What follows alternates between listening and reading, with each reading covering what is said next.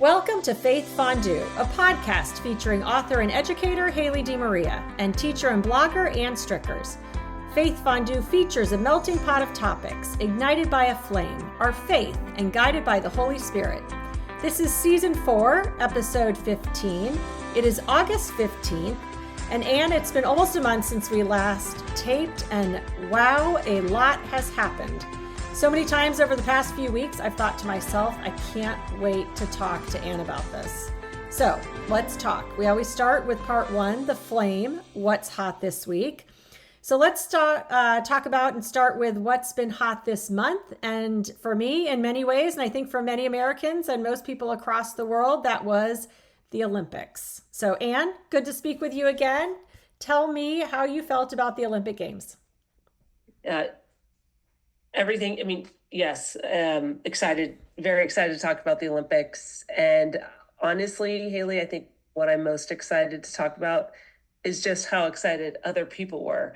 So they've been kind of tracking viewership, and this year was just great viewership. I felt like so many people were talking about the Olympics, whether it was swimming or gymnastics or, the second week track and field, USA basketball and soccer, right, men and women, just even unique sports, the new sport of breaking, surfing.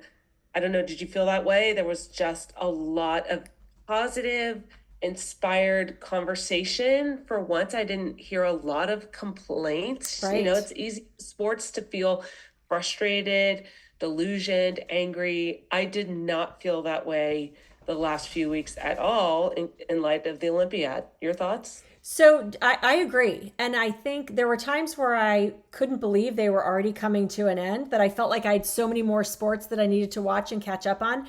But I also kept thinking about the difference in having the Olympics take place in a relatively close, for lack of a better term, time zone.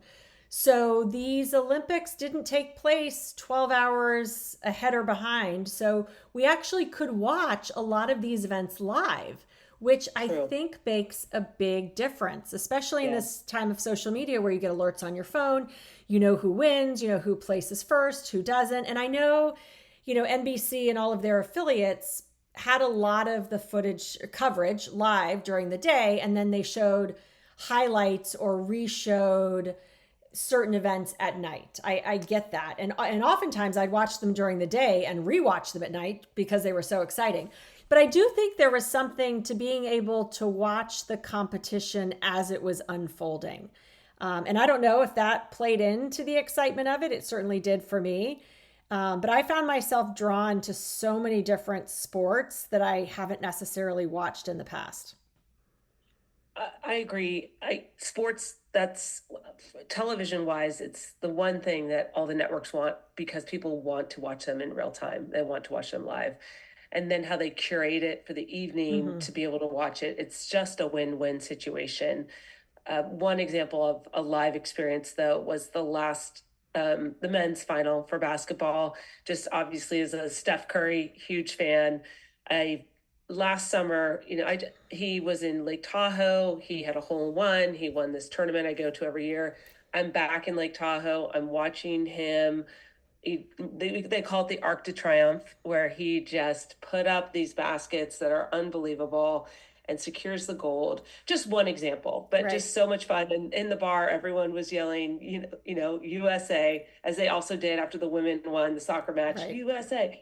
And this one radio DJ said, he said, I have never felt so patriotic in my entire life. He said, granted, it lasted for 3 minutes, but it was a great 3 minutes. Right. So. Well, and maybe that's part of what we felt with the excitement with these Olympics is we are so divided as a nation right now in so many different ways. And I know we always talk about faith fondue, and we are Switzerland, and we do stay neutral, especially as it comes to politics. But being neutral in our podcast does not mean that we can't talk about the fact that our country is very divided.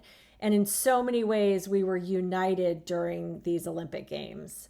I also think with something like basketball and even women's soccer, which wasn't the case with some of our past World Cups, the games were close. The women's basketball finals, the gold medal game, that was close. The men's basketball game was close for a little bit, but when it's a blowout, it's exciting, of course. We want them to win and we get excited. But, when the women won with that last minute 3-point shot that wasn't a 3-point shot that would have tied the game and then didn't tie the game, Yeah. that's an exciting way to win. Even with the women's team, just winning 1-0, that's an Sure. exciting way to win. So I do think there was a lot that went into the excitement. And of course, I love the patriotism. I love seeing our country come together. Even if it is just sport that brings us together, it's nice to see that we still have it in us. I agree. I think you captured all of that so well. And just to see our colors, our flag, USA, it really was just an upshot. So congratulations to all the Olympians, all to anyone who participated in the games. I was thinking to have an Olympic gold medal is like winning. I mean, it's better. I mean, it's like a Super Bowl. It's a title. It's something you Mm-hmm. carry with you for the rest of your life. It's what people dream about. Yeah. Um, whether or not it's silver or bronze, a medalist. And I loved, the display of sportsmanship when Simone Biles got that silver and they bowed down to the other gymnasts. Just so many examples of like that, what victory really can look like. So it was super special. I'm looking forward to LA 2028. And I know a lot of other people are as well. Yeah, absolutely. And there were some interesting conversations that I had even amongst my children and in our family about what it means to win a gold medal, silver medal, bronze medal. And it is interesting, especially, of course, I'm so familiar with the sport of swimming. So for me, that's always one of the first things that I look to. And I know how hard it is to even make the Olympic team as a swimmer in the United States. So of course, winning the gold medal, everyone knows the gold medals, and many people think if you don't win the gold medal, you lost. And that's so not the case. And what I really loved about these Olympics is there were so many Olympians there who just celebrated the victory of being on an Olympic team. And we felt that even more as a family this year. And part of it had to do with, we had our first Notre Dame swimmer who was on the Olympic team, which is amazing. And the very first And event and a gold medal. So the very first event he swam in was the men's 4x100 relay, and they did win gold. And then he didn't final in one event, and then he made the finals in one event, but he came in 8th place. But you know what? He still won. And I talk about this all the time. Sometimes, if you don't come in first place, you just need a different perspective. And, even with something like water polo, the men's team winning a bronze medal, that's a huge accomplishment. Winning a bronze is something to celebrate. So lots of conversations about what does it truly mean to quote unquote win, and just making an Olympic team is a moment of joy where you have to celebrate winning in that sense. So lots of fun conversations in my house. Yes. And not only fun conversations, but lots of fun trivia. I had a lot of fun with the trivia. It's Kendall Baker is the author on Yahoo Sports, and I read it every day. It's a summary of sports. I would encourage anyone who wants just a good summary in sports. It's excellent. And every day were so many interesting trivia questions. And so it was fun just to be able to share those with people. Like, for example, what university had the most gold medal winners? So I'm going to guess it was someplace in California because I believe California had the highest medal count. Is it Stanford? It is Stanford. Okay. Yes. Yep. And what university sent the most? So current students that as Olympians. This was interesting to me. USC? I think current. I could be wrong. It was USC. Yes. So the only reason I Yes. say that is so again, I was following water polo pretty closely. Oh, sure. Okay. And my cousin's daughter plays water polo at USC. And so I specifically on social media follow USC water polo. And they were all over the place. I mean, I think they had an Olympian on like 10 different teams. So they may have had the most athletes. That doesn't necessarily mean athletes on the US team. But I know like in women's water polo. Oh, true. Right. In That's women's true. water Yep. polo, they had a player on the Australian team that won the silver medal and on this team from Spain that won the gold medal. So again, that takes nothing away from the fact that they had that many Olympians or they were Olympians. But it was really fascinating to think of that in terms of, even Notre Dame. We had a swimmer on the U.S. Olympic team, but we also Yep. had a swimmer swimming for Panama, as he did in the Yeah. 2020/2021 Olympics. Yeah. So just fun to think about. But one of my sons read me the stat about how many Olympians the California schools had Yeah. between USC, UCLA, Stanford, and Cal. It was pretty extraordinary. Oh, well, yeah. So we have one ACC school now, Yes. and two big. What are they? Are they Big Ten? Big Ten, yes, yes.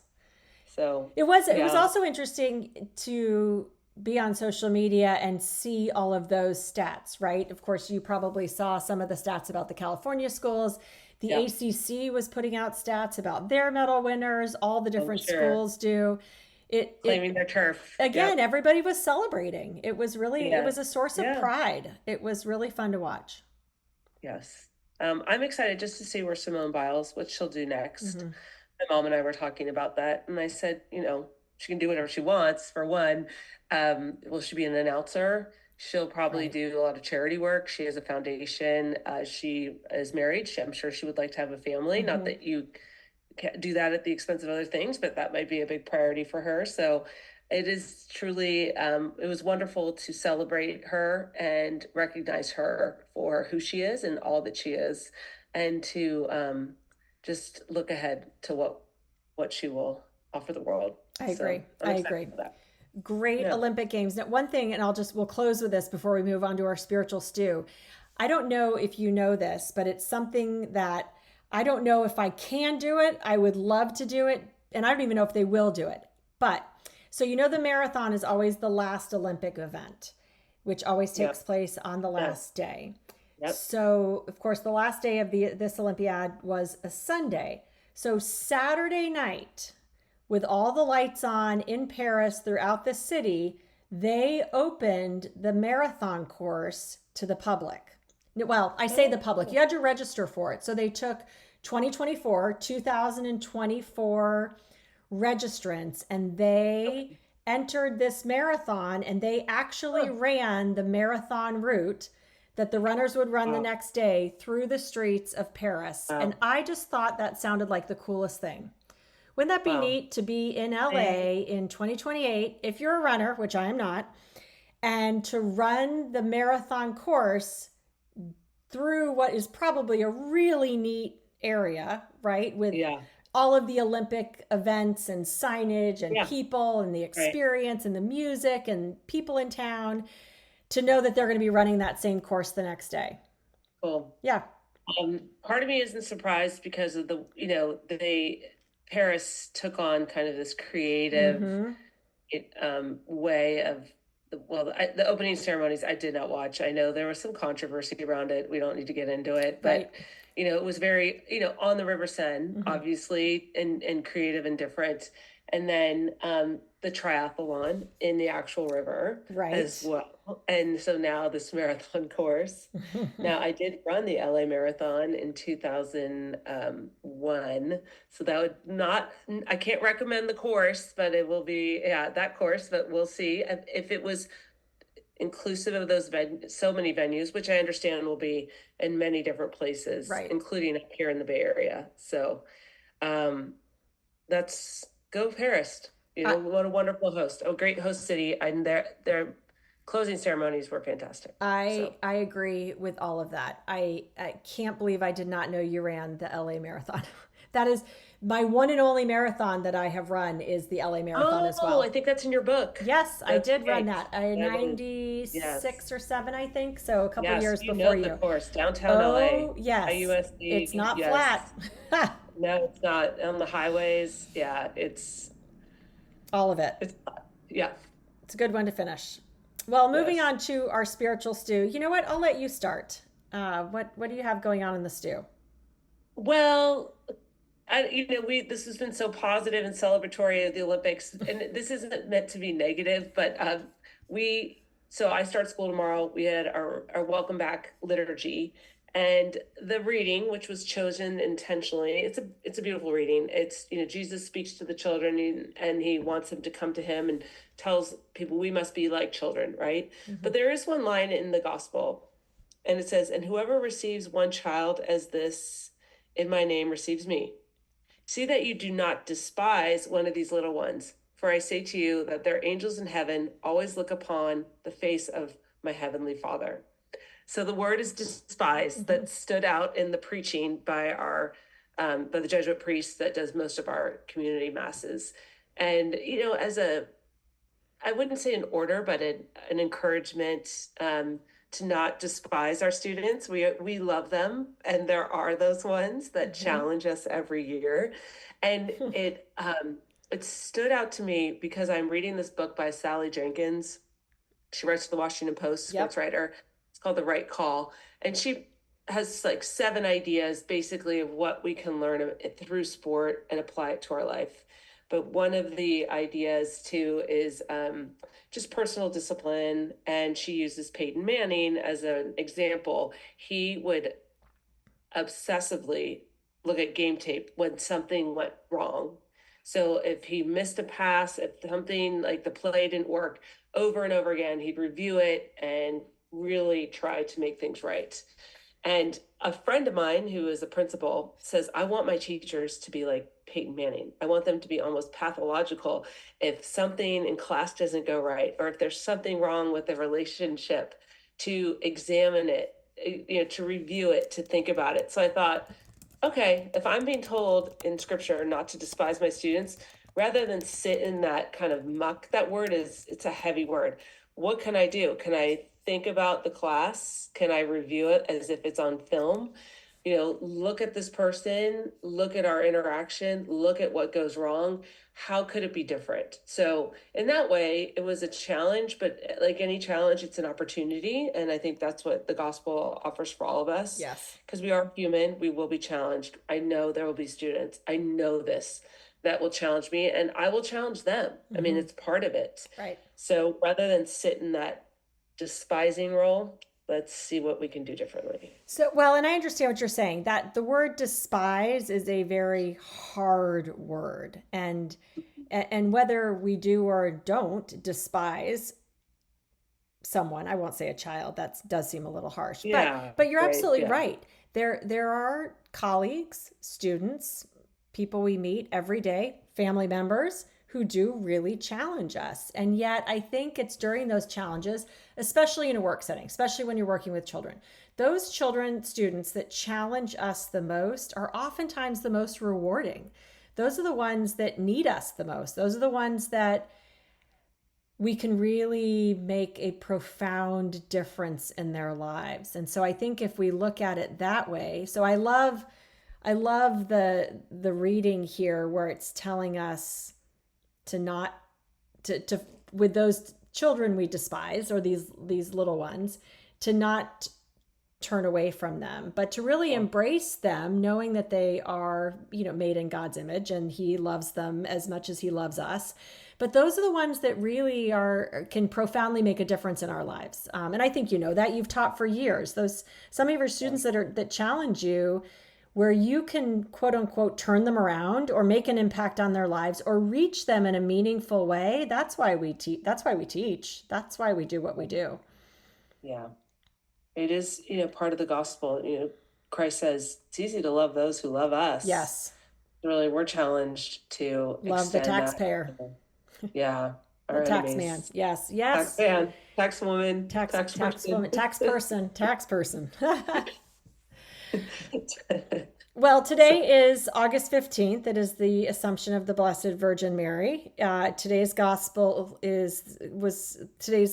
came from Luke.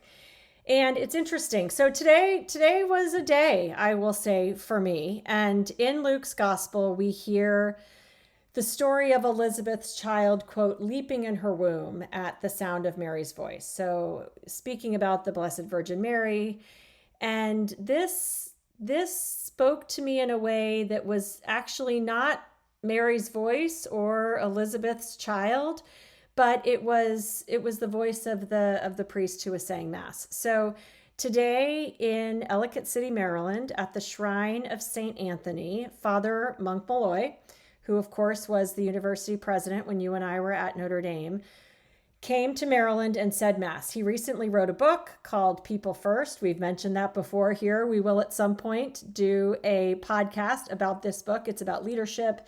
It's a fascinating book. I may have mentioned before I bought copies for all of my sons and all my sons' Awesome. friends for Oh, good. graduation. Yeah. So bought Just several finished it. copies and passed them out like candy. One, because I'm a fan of monks. Two, it's a great book. Three, it's a perfect graduation gift for someone from Notre Dame. But what Yes. struck me the most was how meaningful it was for me to sit in a church I'd never been in before and hear Monk's voice. And so I get that whole concept of hearing someone's voice and having Mm, it speak to us. So mm, it if you follow Notre Dame at all, if you know anything about me, of course, I swam at Notre Dame. It is a huge part of my life. Notre Dame swimming is has been transformative for me. It's defined every part of my life. It's given me my most meaningful friendships, relationships. It's given me my faith. It's pretty much all of who I am. And wow. earlier today, it was announced that the men's team will be suspended for a year for gambling. It for anyone who wants to read about it, it is all over the news. And of course, they have a men's team, they have a women's team. When I was swimming in the program, it was a combined team. It was one team, and so I consider the men's team my team. And Yeah. it's a hard day. It's a Mhm. sad day. It is complicated. There is most of the story I don't know, and the public doesn't know, and I'm not sure any of us need to know. But what I'm feeling mostly is emotional and sad, Yeah. and and connection. I've certainly spoken with a lot of my teammates today and friends, which has been comforting. But hearing Monk's voice was exactly what I Mm, needed because wow. it grounded me. First of all, he's such a presence. I say that all the time. He is Yeah, such I a agree. holy I presence agree. Hmm. and just genuine, and all that we Yeah. love about Notre Dame it is in Monk. Yeah. And so to hear his voice and to be in his presence today just Wow. reminded me Yeah. of how important the grounding is, how important our faith is in grounding us in what is really important. And Yeah. and I needed that today. And I needed it in a way that I'm not sure I knew because I've know the news broke around 2:30, 3 o'clock today, and mass started at 6:30. So for 3.5 hours, I was really consumed with what was going on. And and I didn't realize how emotional it was for me until I sat down and I heard Monk's voice, and I got very emotional. And Mm, I just it's our faith is a gift, and it's a gift that shows up when we don't know we need it. mm, It's always there, and hmm. I would like to remind myself or that it is always there, and I shouldn't just look to it when I need it, that I need to embrace it maybe more often than just when it suits Mm. me. That was a good reminder for me, but boy, it was special today to just happen to have a mass scheduled in Maryland with Yeah. a gift Yeah. from campus on a day that I needed it. Yeah.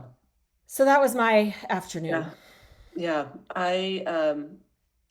I hope you tell him that in a letter because I know you want to follow up with him. You weren't able Yes. to have the conversation. But I think that's so that just says so much about your relationship with him, but in your respect for him, but also like his gift of leadership, really what he wrote Mm-hmm. about. He's Right. offered that time and again, leader in presence, but in faith. And to know that it's a reserve that we all need. It speaks so beautifully about. And I am amazed, not surprised, but if you're on the outside and you're reading the story about Notre Dame swimming and you're like, but you swam 30 years ago. Like, why do you care? Right. And yet it's like in the fiber of our being. We do care. It's like to Hmm. hear you articulate all the things that it's given you, I think that provides a lot of insight into why you care and how could you not care? Right. Oh So, gosh, yes. um, yeah, it is sad. And I think sometimes and we're all privy to this. This might be a takeaway, and it's good that we're talking about it in light of the spirit, like the gospel. We all can get around the gossip of this. The tell all, the dirty secrets, the details, Right. because I'm sure it's messy. It speaks to our humanity and all of that. But at the end of the day, it's something like you're saying, you're really sad. It's a loss. And so we fight that when we kind of gossip. There's the juicy details, but underneath it is brokenness. People who hurt other people, made bad decisions. They're not at their best. The program would not have been canceled if these were people at their best. And Right. that is a loss. That's not something we celebrate. That's No, something we mourn. you're So you're there you're is so mourning. right. Oh, sure. Yeah. Yes, I think more people are mourning than just those of those of them, ha, those who were on campus. It Yeah. really is a Right. loss. And I appreciate you saying that because you're right. There already is a lot of speculation online going around the internet, just in group texts, and that doesn't help anyone. And that doesn't change the fact that you're right. People are really hurting right now. And that is never anything to celebrate. Yeah. No. Um, but it's interesting that, it's through showing up at the Mass that you have this encounter, whether it's with Monk Malloy or the Eucharist or a community, because, my summer kind of, I think, ended for me last weekend. I was up in Tahoe, and I grew up going to this church, St. Francis. It's an incline village. It has the most incredible view Wow. over the lake. It's just profoundly beautiful. And I looked at this woman in the choir and I was like, I think I know her. And I said to myself, I think it's this woman who I talked to and have written about. In 2012, I went to the creche in my own parish because I wanted to see it. I didn't want to be bothered. I just went up there, and this woman came up to me and wanted to chat. And she's like, "Hi, Ann, how are you?" And I'm like, "I'm fine." And I'm like, "How are you?" She's like, "I'm great. I got new kidneys in November." So she told me the story of how she was on a list and got a call much sooner. She was the recipient of a 5 month old's Oh my kidneys. And gosh. she said it was tragic because the child died in a Right. like in the situation where they were able to harvest these kidneys. But I never totally understood like how you could take the two kidneys of a 5 month old and put them in an adult. So after Mass, I'm not sure. I mean, there's a big Bay Area, Lake Tahoe connection, but still, I mean, she's in the choir. And I went up to her and I was like, and I said her last name, Mrs. Cemento. And she's like, Anne. And we started talking. And I said, I need to tell you something. This summer began, I went to visit my cousin who was a non directed kidney donor and told her Amy's story. And then she told me, and I did not know this, our kidneys do not separate until after we are 5 months old. So every human Wow. being starts with two, I mean, with one, and then they separate. So the doctor said to her, she went on a list. The average wait is 8 years. She's O positive. So she was expecting to wait 12 years, but because this came through, she was a great candidate. And the doctor said, this is like a bar of gold because the two kidneys are one, Wow. so you can live with one kidney, Right. obviously. So they did the surgery. She's doing great. That's But amazing. again, if I don't go to Mass, and she doesn't even live in San Francisco anymore, she lives up in Incline Village now. If I don't go to Mass in 2012, I Right. don't gain the story. If I don't return in the same way, I don't know where I get her story. So it's just, you know, It, the Lord is always at work in these yes. ways. Like of all days for you to have seen Monk Malloy, because he's had this tour scheduled Right. and Right. to be part of that. Right. So Right. This date's been it's on the a real calendar blessing. for months. Yeah. It is a gift. Our faith is a gift. And I love that story because kidney donation is so meaningful to you now compared to Yeah. when you first met her, and what an Right. appreciation you have for it in a different way than you did 12 years ago when you Yeah. first met her. Yeah. So really the gift of life, you know? And I remember like really feeling like I told my students that story in 2012 and feeling like, wow, this is incredible. And then yes, the new connection piece, it's really joy, you know? So joyful. So our takeaways, this is a lot. We've talked about a lot. We're certainly feeling a Yeah. lot in many different ways. I'm going to challenge us as we start off this new school year. You have students coming a little sooner than I do. Our students don't return until August 28th.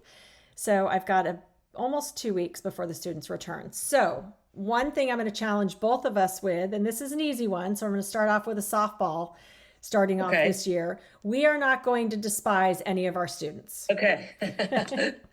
Let's start with Yeah. that. We're Wise they not going to not. despise. If they challenge us, Yeah. if there is a student that challenges us, I Okay. think the first thing we need to do, it doesn't have to be right during class, but before the end of the day, we have to say a prayer for them. Yeah, I Not for like that. us, not for Okay. us. We're going to pray for them. So Okay. that's a takeaway that is going to follow us for the rest of our episodes Yeah. this year. Yes, it will.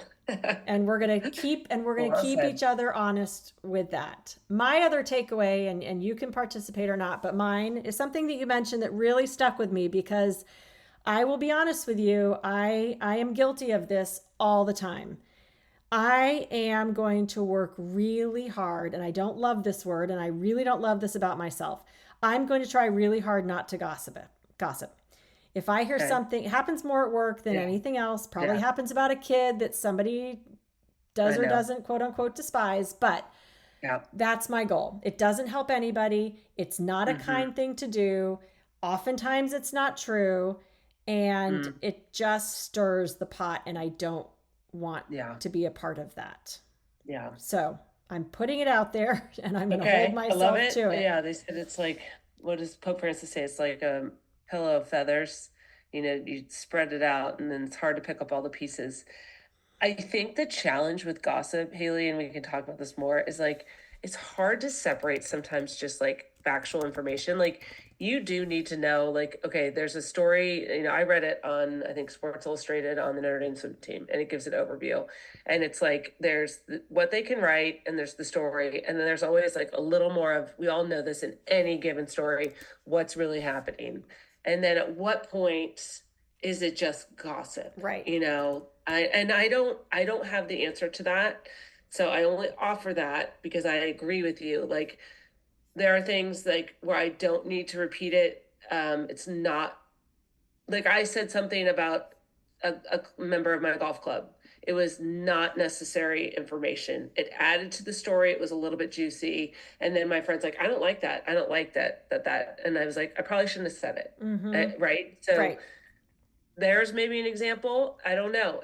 That's maybe our my part of this is to really kind of think about it, you know, awareness around gossip, our Right. tendency to gossip, how where we get it right and maybe where we miss. I don't know. So my sister has a saying that she used with her kids, and it's a good check. So and she has one child that talks a lot, one that doesn't talk too much, one that talks all the time. And Okay. so with the one that talks all the time and likes to tell the juicy stories, she always says to him, "Is it kind? Is it Mm, true? Is it necessary?" love it. And if it's Love it. not one of those, it can be two of Okay. them, but not one of them, Yeah. then you don't say it. And so that is a good mantra to live by as you find yourself thinking something that you want to share. Is it kind? Is it true? And then the most important piece is it necessary? Is this necessary to say? Yeah. So Yep. I'll throw that out Okay. there as something to Okay. kind of think about, in addition to I wrote us it down. really looking up Yes. what gossiping means. And I really don't like that word because it does have such a negative connotation, and so I don't like associating myself with things that can be taken as negative, but I do it and it's negative, and so Yeah. I'm going to live by my sister's mantra as best I can. Yeah. Well, and let's face it, some people do it more than others. That's the Yes. other piece of it. It's like we all are privy to information. So, yes, kind, true, and necessary. Thank Kind, you. true, and necessary. I think that's a good standard. If Okay. if we can do that till we meet again, I think There we go. I think the Holy Spirit will have been with us. I'll take that. I'll take that guidance. Absolutely.